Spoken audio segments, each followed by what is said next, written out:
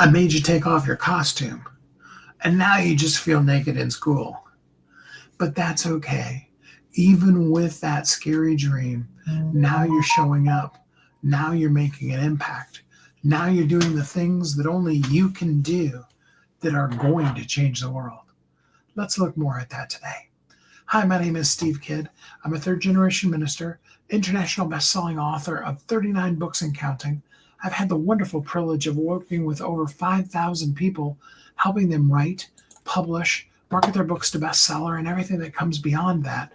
What I'm here to do, what I'm called to do, what I do, really, and it's really just basically that, really simple, is I'm the architect of your transformation. I'm here to help you find that powerful clarity, to clearly know who you are, so that you then can clearly show up to connect consistently in a clear manner with the persons and person that you're meant to serve. Because, and I know this clearly, someone is waiting on you. There's somebody who made a bad choice yesterday, last week, last month, for the last 10 years, because they need exactly who you are and exactly what you do. They need you to show up as the real, raw, valuable, vulnerable, feeling naked in school version of yourself, so that they can get the transformation that they need. They're waiting for you. They're looking around wishing that you were already there. They need you. They're searching for you.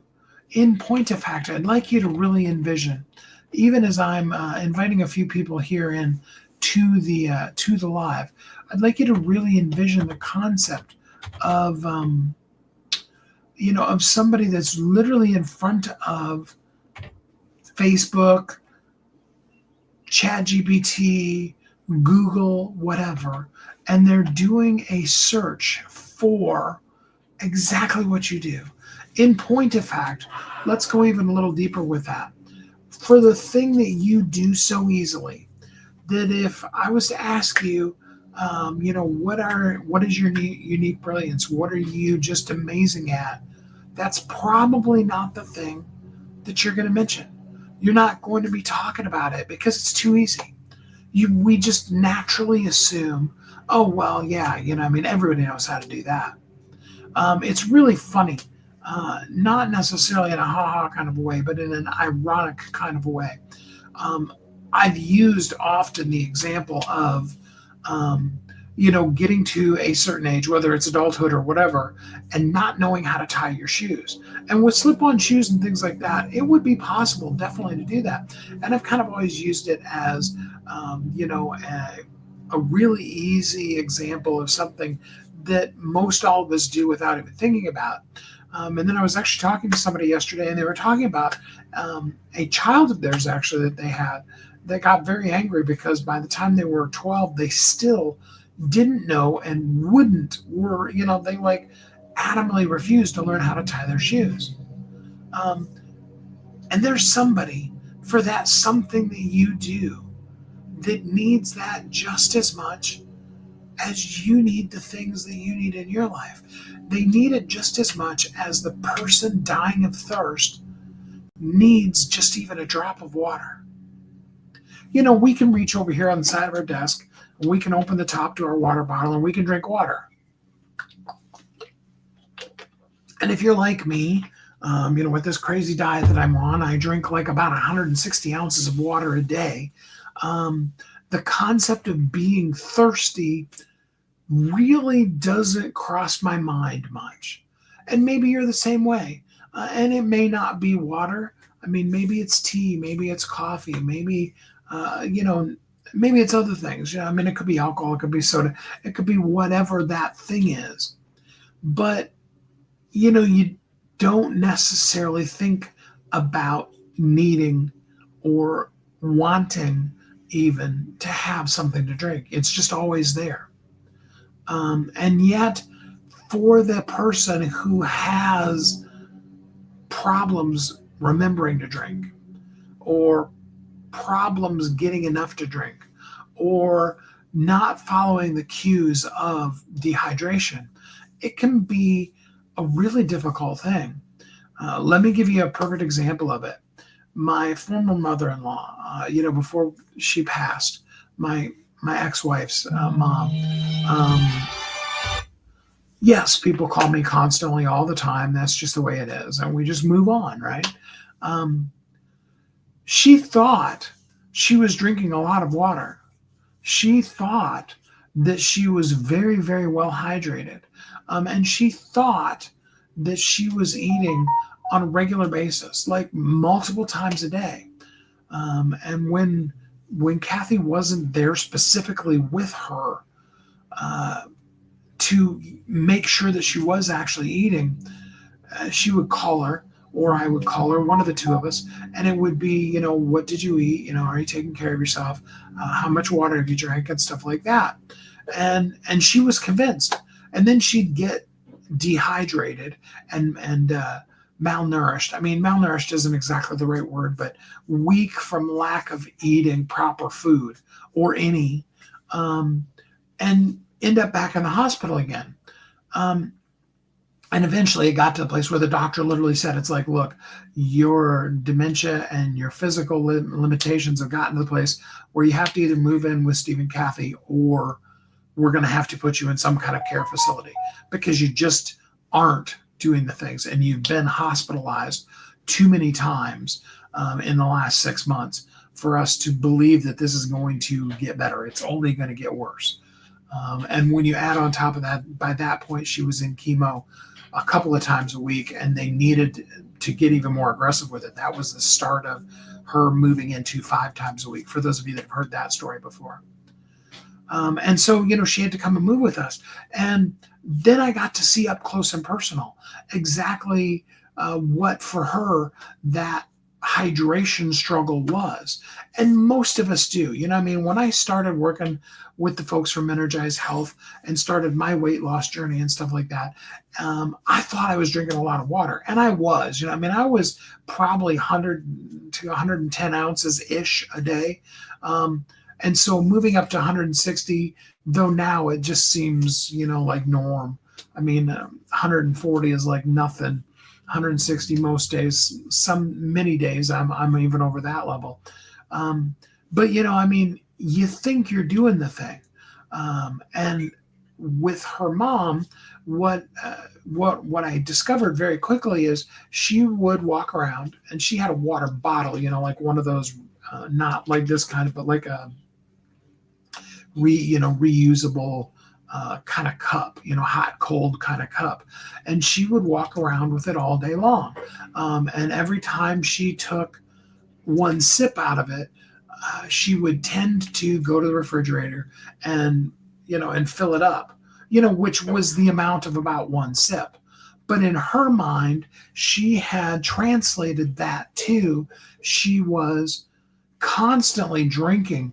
And oh my gosh, I refilled the water bottle like 5 or 6 times today. In truth, it was like maybe 4 or 5 or 6 at most sips of water that she had had all day. And so if you call a sip 2 ounces, maybe she was having 10 to, let's really push it and say 20 ounces of water a day max. Which, I don't care how small you are, that's not enough. Okay. And sometimes people, there's 2 types of people that I'm really making sure you understand here.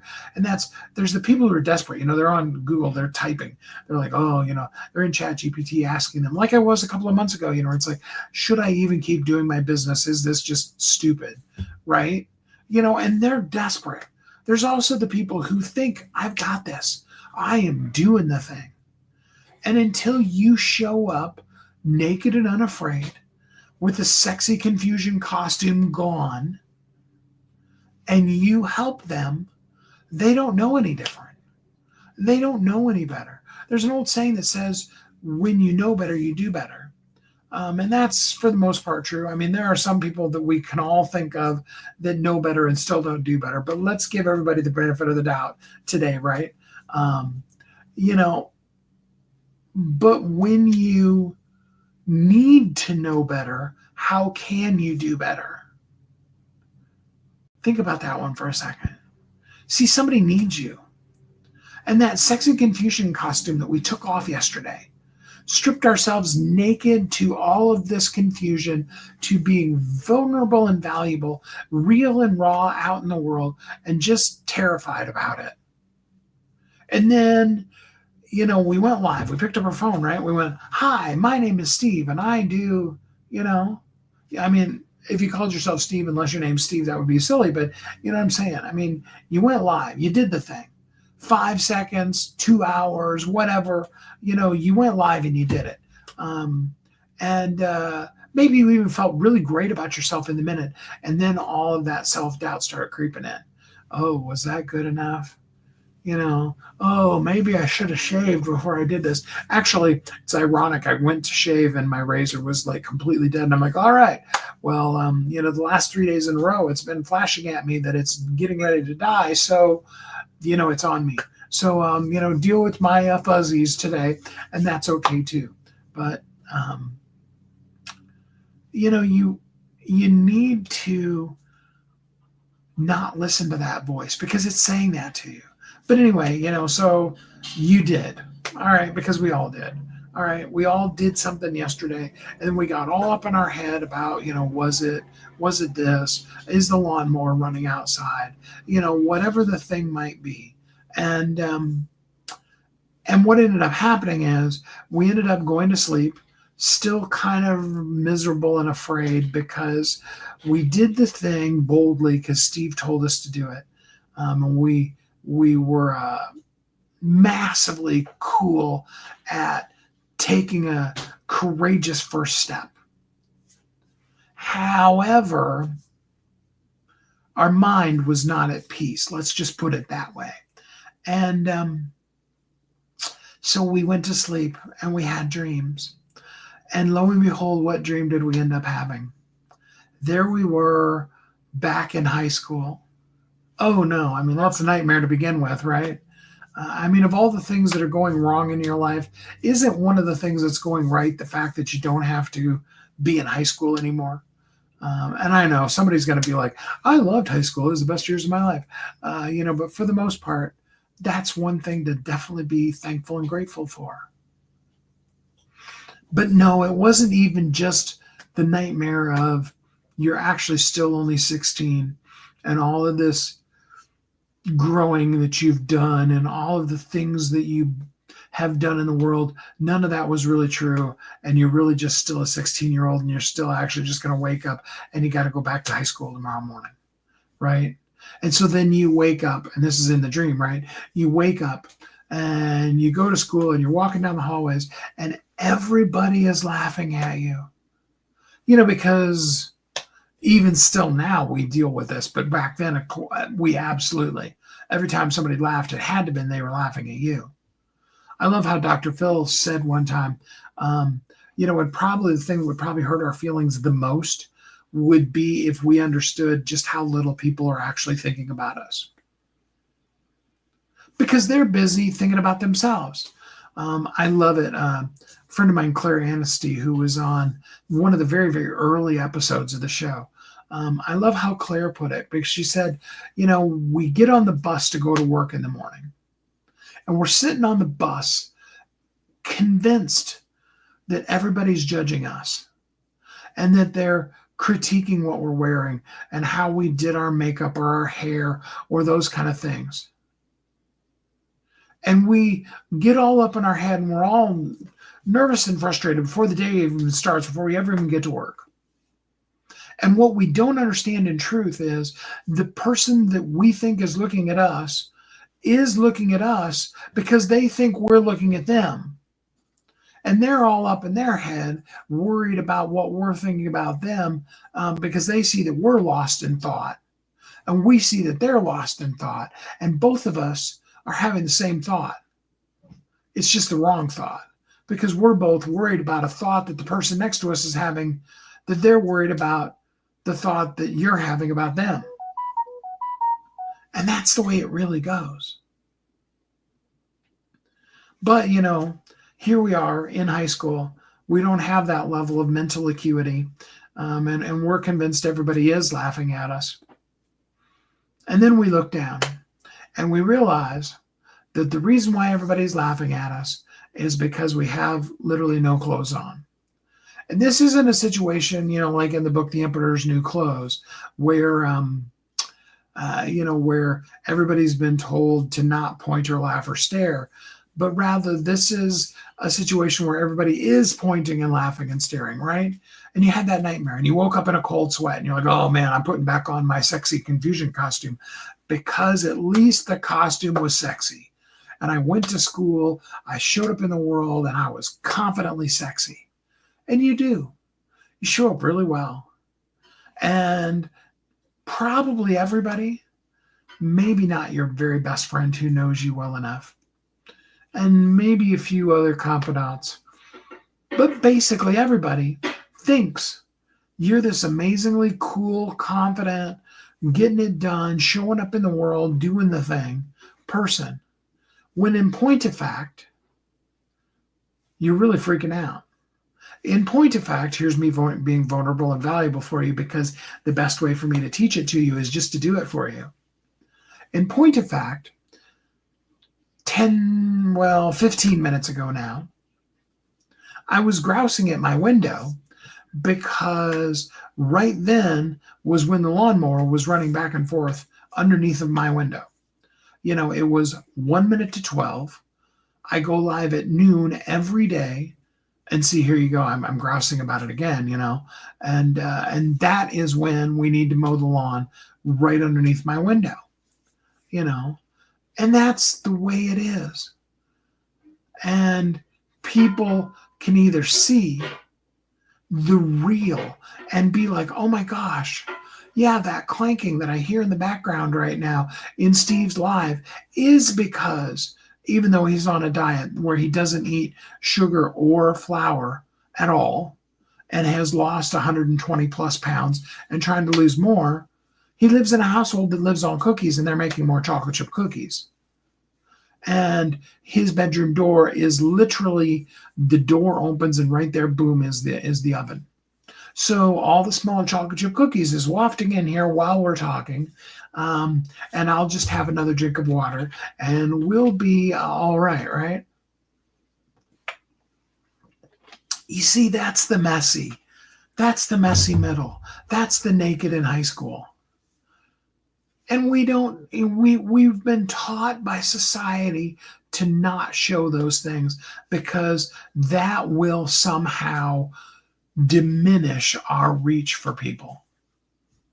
When the truth is, and it's not just my truth, it's not just something I came up with for this live.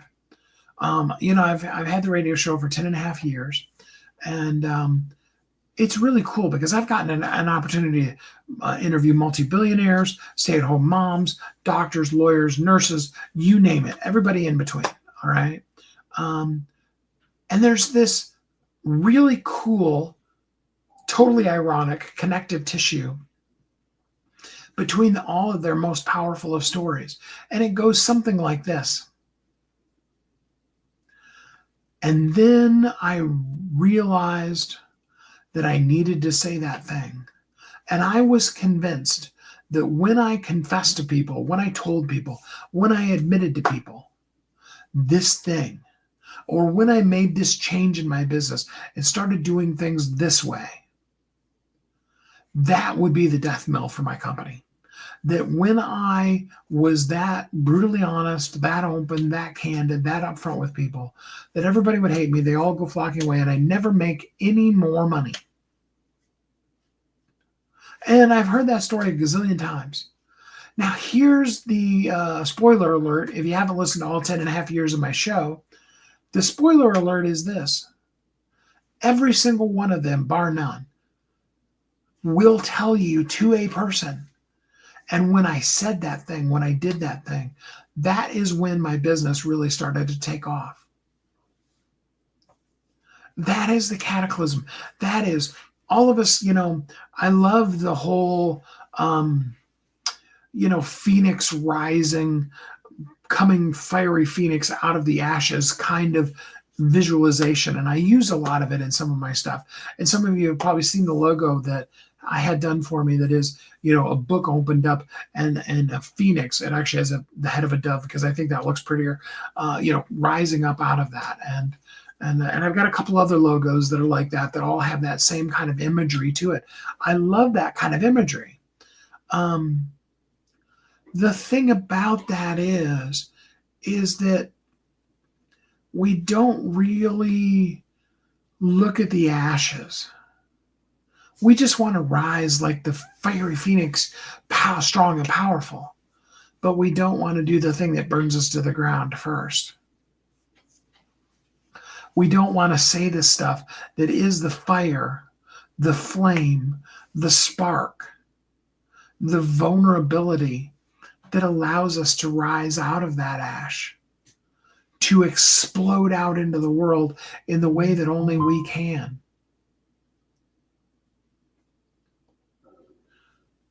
Note that later transcription, death kneel, not death mill. I'm not sure what that meant, but okay. It's just one of those kind of things where the messy middle, the vulnerability, the ashes, the I lost it all. I mean, okay, I'll use a perfect example. In fact, I'm going to use two people, totally different worlds, but same story. Tony Robbins. Tony Robbins, at 24 or 25, don't quote me on this exactly, but Tony Robbins had a huge, giant contract, became a multimillionaire, lost everything, went bankrupt, and was literally living on Skid Row. I saw him do a really cool special where he was actually back on Skid Row helping people out there and helping support and encourage them to live and redo their dreams, because he knew what it was like to be living in, the kind of housing that, you pay for pretty much by the day, or, those kind of things. $1 million company totally tanked. And now, he's Tony Robbins. He could have stopped. He could have given up, but he didn't. Oprah. A few of us have heard of that little show called The Oprah Show and O Magazine and a lady named Oprah Winfrey. Previous to The Oprah Show, she was fired. She was told by a network executive that she had the wrong look. She was too fat. And this is his words, not mine. She had everything wrong against her, and she would never make it in television. Oprah Winfrey. Imagine what the world would be like if there had never been an Oprah show. Regardless of what you feel about Oprah, good, bad, or indifferent, she made a mark. And I always say, all of us wish that our marketing campaigns could have the impact that being in Oprah's favorite things list does and has done to companies. And it's a loss in the world that there's not an O magazine that has an annual, Oprah's Christmas list thing. There are companies like, say, for example, that little company Spanx, multi-billionaire or, at least 100 millionaire, that founded that. Oprah found them and found them slimming and loved wearing them while she was live on the air, and brought her on TV and made millions.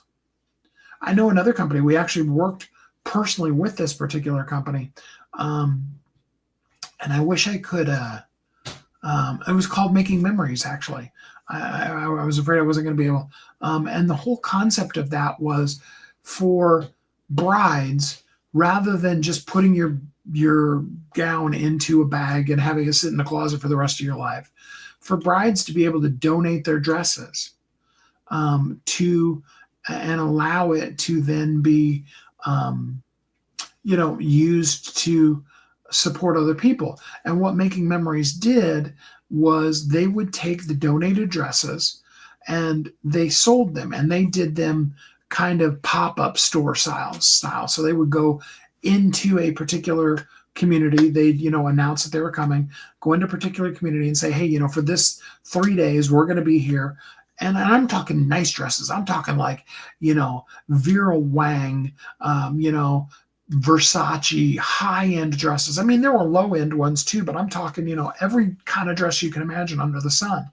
And they would have them, and they were all used, but like a wedding dress, they had only been used once, and then they had been professionally dry cleaned. So they were, clean and beautiful and all of those kind of things. And they would take and they would sell them. And of course, obviously, they were considerably cheaper than especially what a designer dress would be.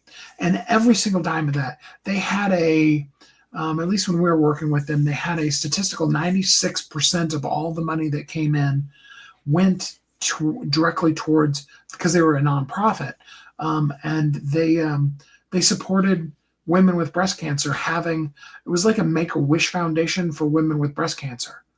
And the thing about women with breast cancer is, whereas a little kid with a Make-A-Wish Foundation, wants to meet their favorite celebrity or wants to go to Disney World or those kind of things, most of the time, a woman who is stage 4 terminal with breast cancer, what she wants is like a video camera to be able to record some videos before she gets to the point where she physically can't, or looks too terrifying, videos to leave for her children. She wants those kind of things.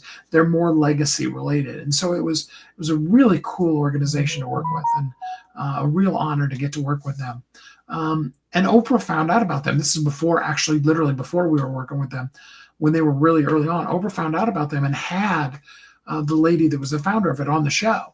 And overnight, they were located in Portland, Oregon, and they were more of a regional. They traveled basically regionally. They had a few longer than a couple hour drives that they were doing some events at. But for the most part, they were fairly well regional then. And they went on the Oprah show, and were like massively overwhelmed to the point where they had more dresses than they could ever do with.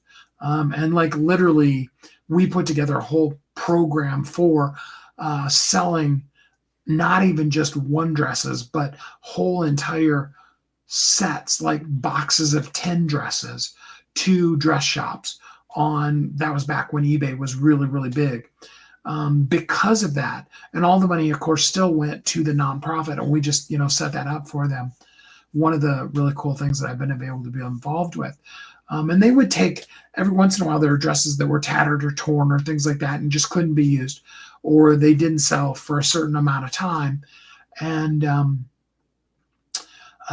they actually had a whole array of ladies that were scrapbookers, that are not scrapbookers, but rather quilters. And evidently, wedding dress fabric is really cool to use for that. And they would do that, and they would make memory quilts, and then sell the quilts. And that was another way that was funding the organization, all because of one time they were on the Oprah show. We all wish we could have that kind of reach, and you can. But that is from a lady who was told she had the wrong look, she was the wrong body type, she was the wrong skin color. Sorry, but that was what they told her. She didn't have the right kind of tonality or whatever, and she would never make it in television. It just wasn't ever going to happen, and she had been fired.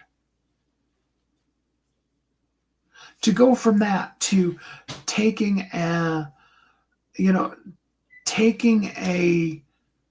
one company that was a tiny, small, doing $10,000 or $15,000 a year of give back into the world, and turning it into a multi-million dollar nonprofit because of one time being there. You see, that walking naked in the hallways of the school that you feel right now, that is your breakthrough. That is your being fired. That is your declaring bankruptcy and living on Skid Row. That is the flame burnt completely to the ground, And all that's left is ash before the phoenix explodes up out of the ashes. See, the problem with breakthrough is nobody wants to talk about the breaking or the through. We just want to be through already. We want to be broken through. We want to be already there.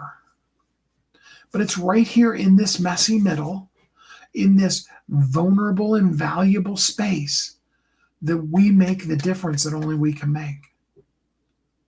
So yeah, the confusion costume was sexy. It made you feel confident. And it allowed you to continue living your lie in the world, instead of living your truth in the world. Let me say that again. It allowed you to live your lie in the world instead of living your truth in the world. And I want you to find that clarity today. Drop the word clarity if you're ready to get truly clear. Go to AskSteveKidd.com and sign up for a time. Let's do a free clarity evaluation for you. And let's get you clear. Let's do it right now, today. When is the time now, right now? DM me the word clarity if you're still, dealing with a little bit of the hiding mentality. That's fine. Let me help you out. Let's get you there.